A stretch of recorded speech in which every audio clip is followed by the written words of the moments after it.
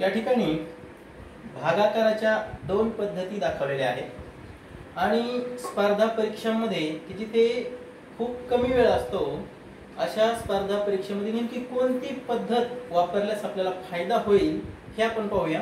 तर पहा 5280 भागिले 5 इथे पण 5280 भागिले 5।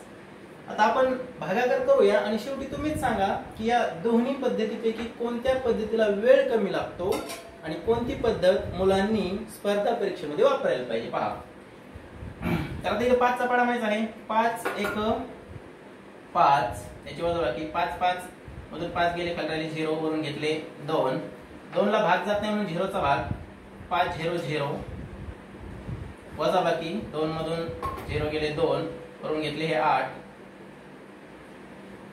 28 पाड्यात नाही म्हणून 5 5 25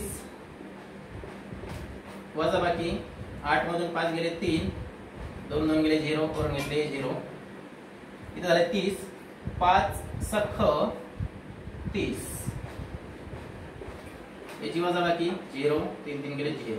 तर या ठिकाणी भागाकार संपलेला आहे। आता तुम्ही सांगा याला किती वेळ लागला। आता पुढचा भागाकार बघा 5 1 5 5 1 5 इथे 2 ला जात नाही म्हणून 0 चा भाग नंतर या 2 ला 5 5 5 25 आता 28 मधून 25 खाली 3 3 0 30 5 सख 30।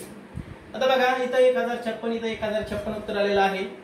हा भागाकार आणि हा भागाकार या दोन्ही मध्ये बघा जो काटाकाटीचा भागाकार असतो याला खूप कमी वेळ लागतो, म्हणून मुलांनी स्पर्धा परीक्षेमध्ये मग ती स्कॉलरशिप असेल नवोदय असेल तुमची कोणती असू द्या मंथन असेल ऑलिम्पियाड असेल तर या परीक्षांमध्ये भागाकार करत असताना काटाकाटीचा भागाकारच केला पाहिजे, म्हणजे अतिशय कमी वेळेमध्ये उत्तर येतं आणि पेपर पूर्ण कव्हर होतो।